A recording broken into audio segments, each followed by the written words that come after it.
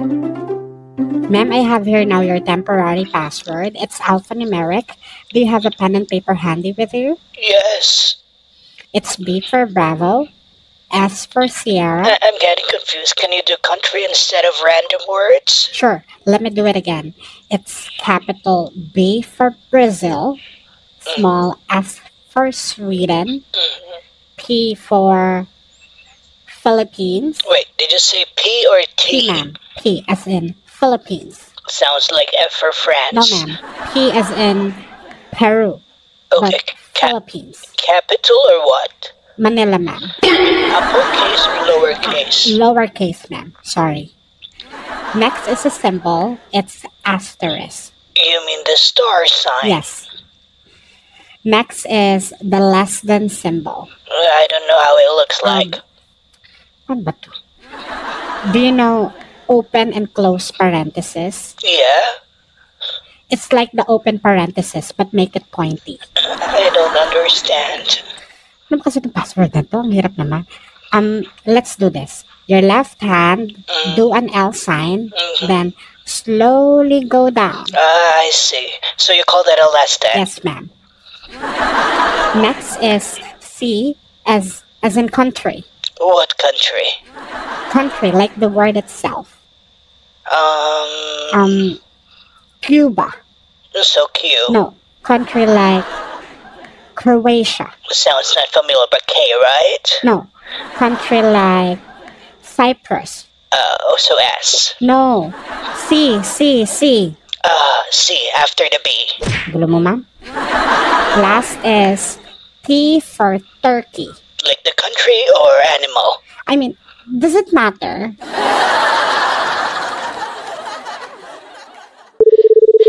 Hi, I need to talk to someone about my internet service. Hi, you've reached the right person. This is P Mobile and Cable Services. My name is Colette. How can I assist you today? This is ridiculous. We had a power outage for 2 days. My Wi-Fi is not working. I demand a credit.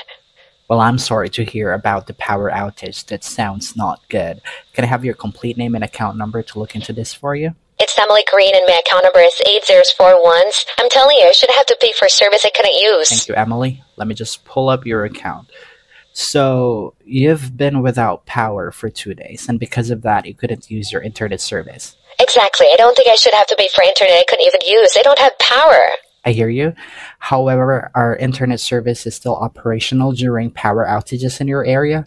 The lack of power at your home doesn't affect our ability to provide service. But I couldn't use the internet. How is that even fair? I hear you, ma'am. While the power outage was out of our control, our systems remained functional and the service was available. The power supply to your home, which is essential for you to use the internet, is handled by the electric company, not by us. So you're saying it's not your problem? What I'm trying to say is that our service continued to operate as expected. If the internet service itself had been down, we would issue a credit. The issue here is with the electricity supply, which is out of our control. But I'm paying for service I couldn't use. I definitely understand your point. However, the service was available and operational. Think of it like having a working car but no gas to run it. While the car works, you need a fuel to use it.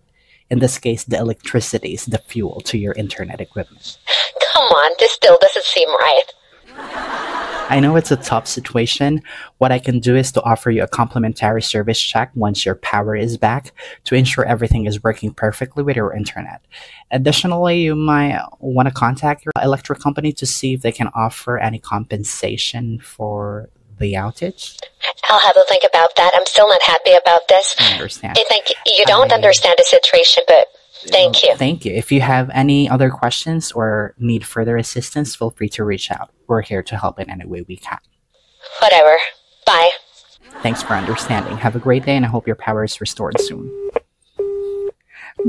Your brain is not braining.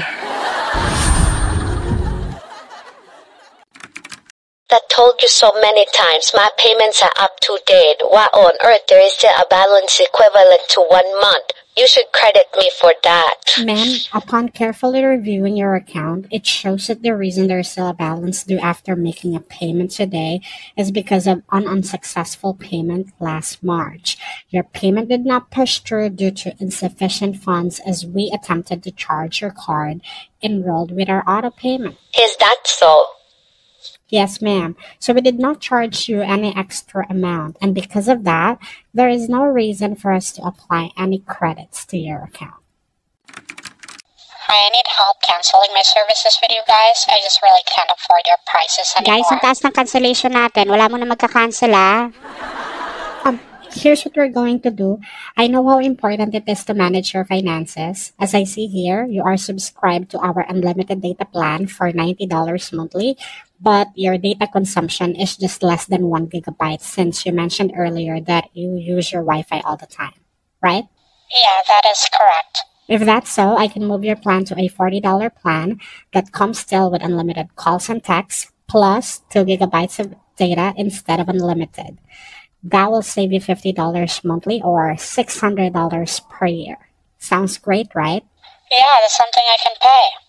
And did you know you can also get a free tablet? You just need to sign up for at least $10 plan.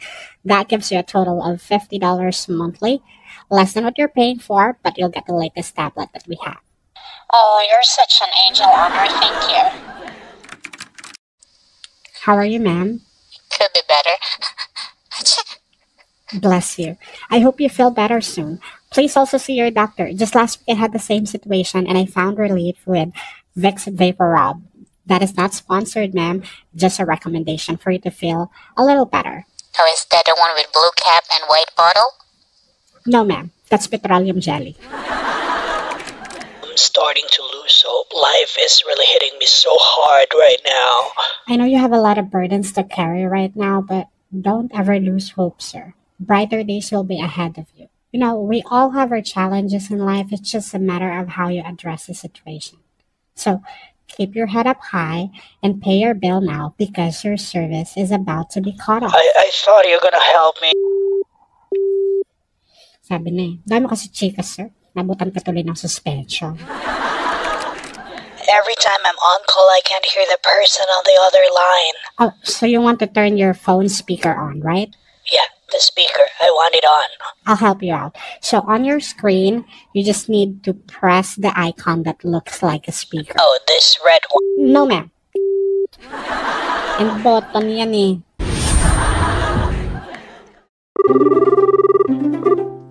Thank you for calling customer service department. My name is Colette. How can I help you? I want to make a payment. All right, I'll be glad to assist. Can I have your name and account code, please? Camilla Ford 0810. Thank you, Miss Ford. I see a $164 balance due for this month. Are we going to take care of it all today? Yes, please. Okay. Will you be using a Visa or MasterCard? It's the Amex. Sure. No problem. Can I have the card number? Why? What do you mean, why? Why you're asking for my card number? Because we're going to process a payment and there is no card saved on file. I don't want to give my card information over the phone. So, how are we going to process the payment? Well, I'm not even sure if I'm talking to the right person. I mean, you're the one who called us, right? Yeah, forget about it. I'm not comfortable giving my card number over the Well, if phone. you don't want to do it with me, then I can walk you through how you can process the payment through the app. Well, I don't do any of that. I don't trust today's technology. I respect that. I just want to set a expectation that your services may be suspended if payment is not posted within the next 48 hours. Why are you going to suspend my services if I'm calling to make a payment? Yeah, you're calling us to make a payment, but you don't want to give your card details. Can I speak to someone else, please? I don't like your attitude. Sure, hold on. Gracias por llamar al servicio de atención al cliente. Mi nombre es... Someone else pala. Jump. For your help, that's all I need for today. I guess we're all done. OMG, may 1 minute pa ako after this. Baka pasukan ang agad ng call. Ma'am, just give me 1 more minute. I just need to make sure that I have all the notes in detail so that we will not have the same problem again. Well, that's fine. Go ahead. Thank you. Well, thank you for making this transaction easy for the both of us. This is Colette. You have a great day. Ay, ano ba yan? May 1 minute pa pala. Baka pasukan ako ng call. TL, ACW lang po. Marami kasing concerns yung customer ko mahaba-habang notes to. Okay, log out after that note, ha? Okay po. Ano ba yan? May 1 minute pa ako. TL, pwede pa mag-bio break? Sandy, kung kailan talaga log out na, ha? Bilisan mo. Nalungkol po kasi ako Hindi ako nakalabas kanina. Bilisan mo na nga. Go na. Salamat po. Yes, ma'am, and I'm glad I was able to resolve your concern for today. Again, my name is Beverly. How can I help you today? I mean, you have a wonderful day. Ay, may 1 minute pa pala ako before end of shift. Alam ko na. TL, call back lang po. Beverly, waste ka na naman na. Alam ko na yan. Benta to, TL. O siya, bilisan mo na para makauwi na tayo. Hindi naman ito sasagot Tsaka, mukha naman itong walang pera. Hello, who's this? This is Beverly from Sales Department. As per your request earlier, I'm calling back to complete the transaction. Are you still interested to do it now? Or should I call you back tomorrow morning? No, I guess we have to do it now.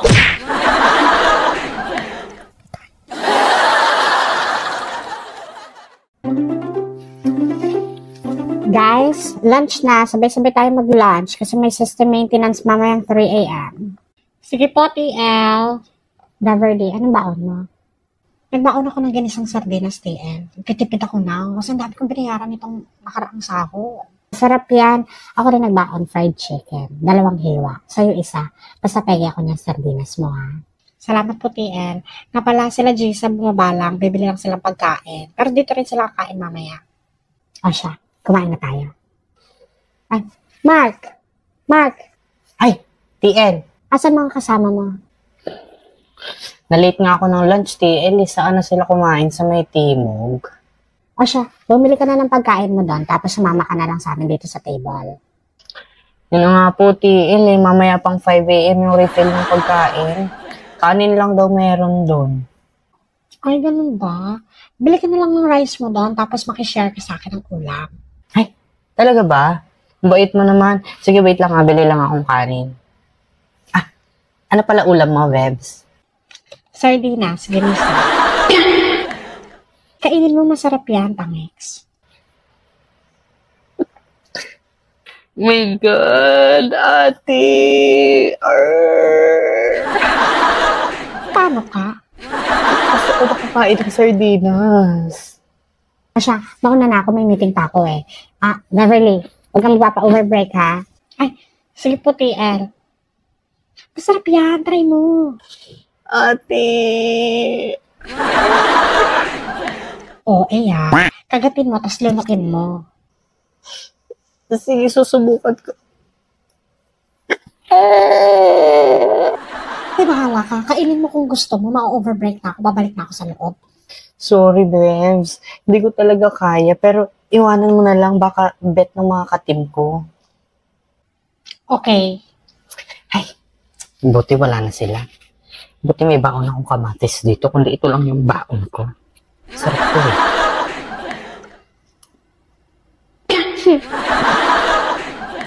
Ay, kala ko babalik ka na.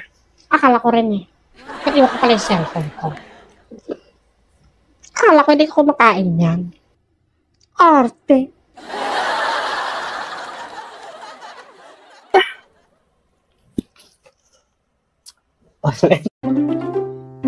Ma'am, can you provide me the shipping address? It's the same on file. It's 123 Main Street. Dala ko na yung By the way, order when will I mo. receive Ito, my order? Kailan mo yung babayaran? Sa next payout. Next Monday. Sir, I've sent you a one-time code to your mobile number. Just read it back to me once you have it. Kaya nga, te, pabago-bago na lang. Every month may bagong bed. Sino Hindi na pinag-usapan seryoso. Si Joms, te. Wait lang. Sir, I'll just place this call on hold for about a minute or two. Thank you. Yun na nga si Joms, may bago siyang bet na trainee, pero ayaw sa kanya ng trainee, ikaw yung gusto. Ako, te, kalmahan natin. Marami pa akong gastusin para mag-entertain ng tao sa buhay ko. Pogi yun, te.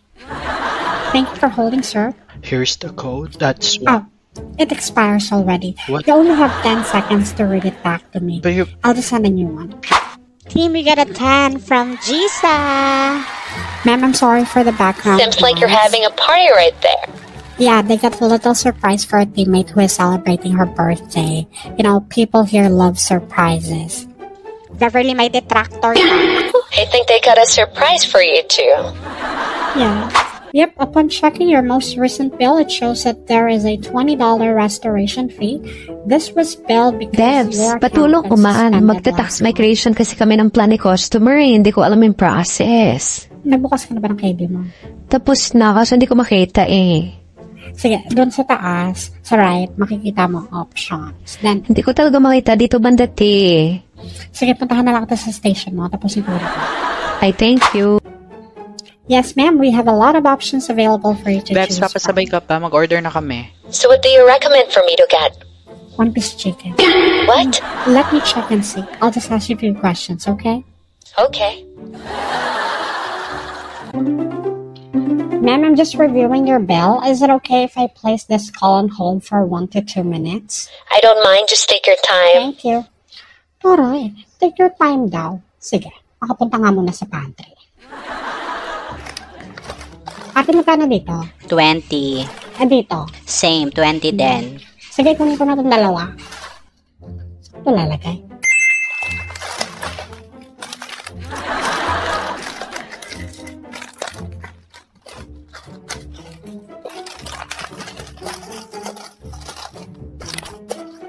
Ate, halata. Hindi naman. Mamaya ko nabayaran ha. Sige lang, Beb. Ay, taray. Fresh pa rin. Ay, halata. Ganda. Colette, nabalitaan ng iba yung chismis dun sa kabilang team. Si Arnel daw, sinugot yung TL niya. Ay, hindi pa. Pero mamaya, check ko. Balitaan. O siya, pag may nasagap kang balita, balitaan mo agad ako ha. Puntahan mo ako sa station ko. May customer lang ako eh. Ay, wait. May chichirya ako dito. 30 pesos na lang.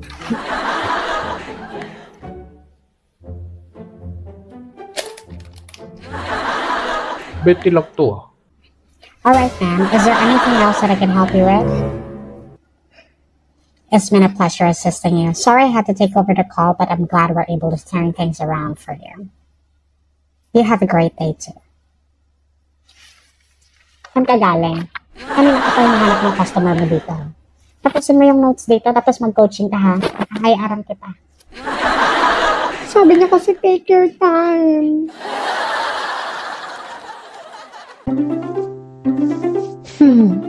May sahod na kaya? TL bio break lang po. Sige, go.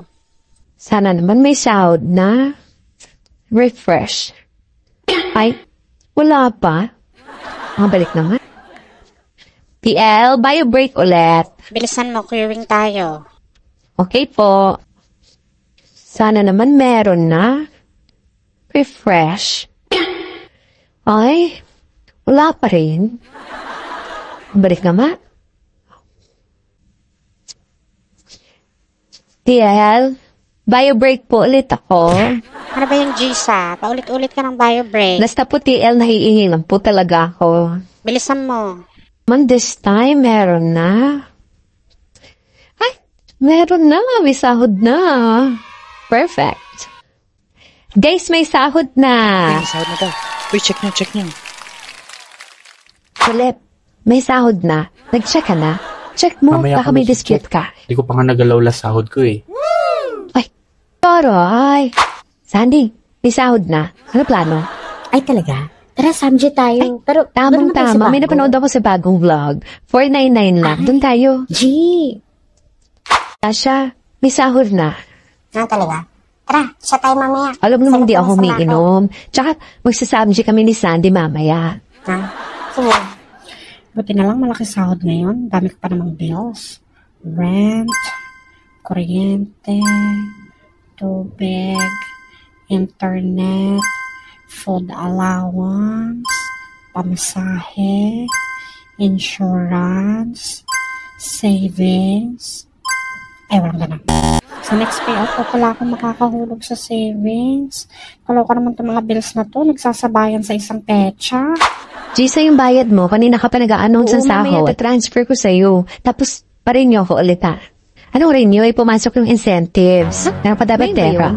Sakto lang sinahod ko. Wala namang incentives doon. So, alam mo na, may dispute ka, te. Pumasok na incentives.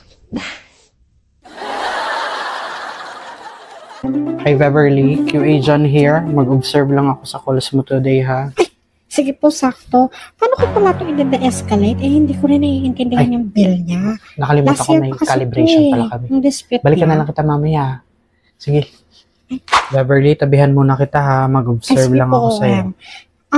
Pwede po bang tulungan niyo rin ako dito? Nakasukol kasi si TL Hindi ko ma-change yung plan ng customer ko. Ito po yung error Nag-refresh ka na? Opo. Nag-exit ka na sa account niya tapos bumalik ka ulit? Tapos na rin po. Nag-restart ka na? Bakit? Ano pong connect? Ay siya, antayin mo na ng TL mo. May meeting pala ako. Sige na. Hi Beverly, I'm Marvs from the HR department. I just want to sit beside you to check yung mga stand po kasi ng keyboard, palaging nawawala. Kaya minsan pilay sila. Tapos yung CR sobrang baho. Pati na rin yung sleeping quarters. Tsaka, kailan ba kayo magpapalit ng concessionaire sa pantry? Nagsasawa na kami sa mga ulam doon. Minsan panis pa yung nabibigay sa amin. Tsaka, may paham na ba kayo this Christmas? Sorry, I have a schedule hearing pala. I'll get back to you na lang ha. Ma'am. Bawal po natutulog dito. At bakit? Kunin ko na lang po Nung ikaw ba pangalan natutulog niyo. dun sa entrance, ginising ba kita? Nung nakita kita nagsiselfone, tapos tinatago mo sa CCTV, sinumbong ba kita? Sige po. Wag na lang.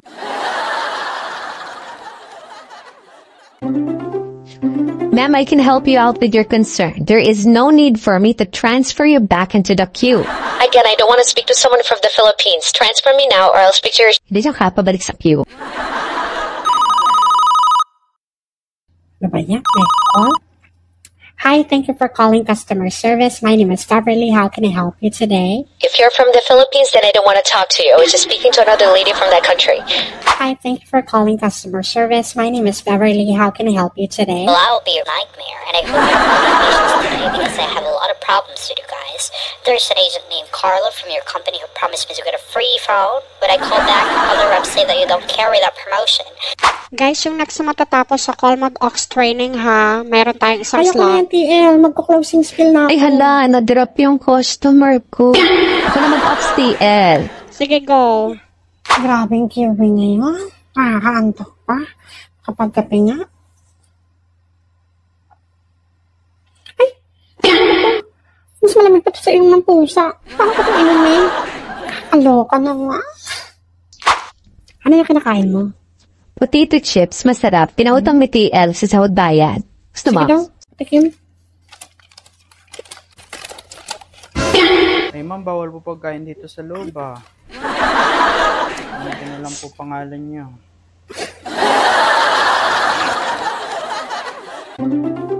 Alright, sir, we are almost done submitting your order. I just need to get a yes from you to authorize this transaction.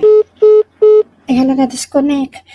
TL, na-disconnect yung call ko. Benta pa naman yun. Call back ako ah. Go, pero isa lang, mataas outbound natin. Okay po. Sana sumagot.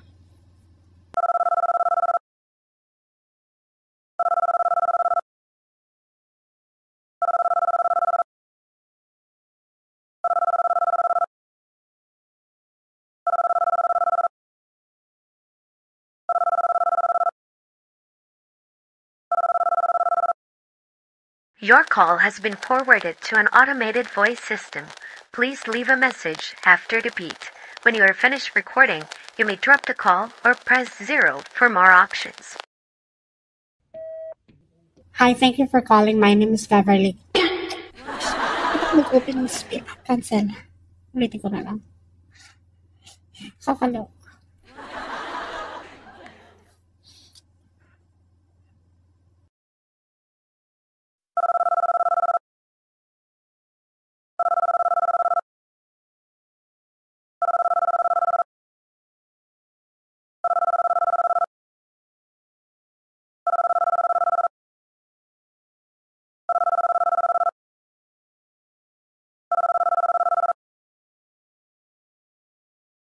Your call has been forwarded to an automated voice system.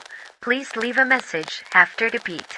When you are finished recording, you may drop the call or press 0 for more options.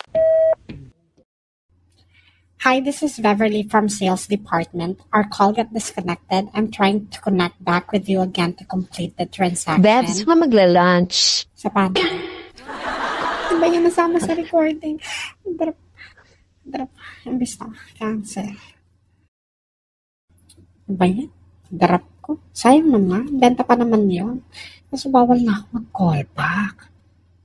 Hayaan mo na. Tawagan ko na lang ulit. Ako na lang mag-explain kay TL mamaya. Record your message. Repeat. When you are finished recording, you may drop the call or press 0 for more options. Hi, Mr. Smith. This is Beverly from Sales Department. Our call got disconnected and I'm trying to reach back to complete your order. Please don't call us back. I'll be the one to call you again within 30 minutes. Thank you. Ayan. Pakinggan ko nga. Wala ko narinig. Kamute ako. Beverly, kanina ka pa dyan. Outbound ka ng outbound. Mag-auto-in ka Sayang na. naman kasi yung TL. Hayaan mo na, makakabawi ka naman sa susunod. Mag-login ka na. Queuing tayo. Hi, it's a great day here at Sales Department. My name is Gisa. How can I help you? I got disconnected from an agent named Beverly. We are in the process of submitting an order. I can help you complete your order.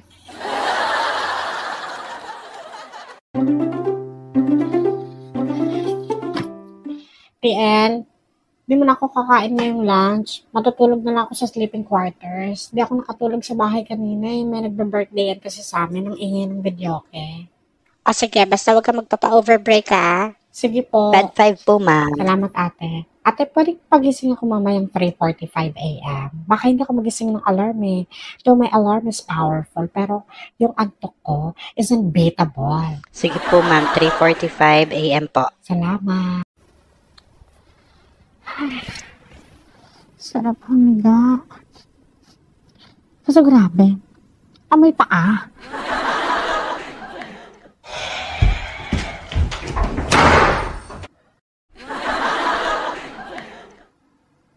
Grabe makabukas ha. Bahay niyo, te.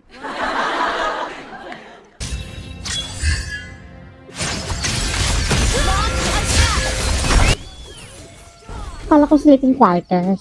Gaming room pala.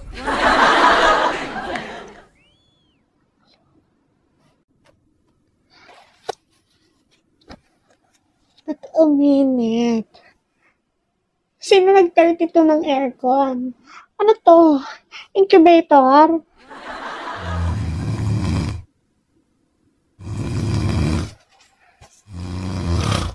Hilik pa ba yan?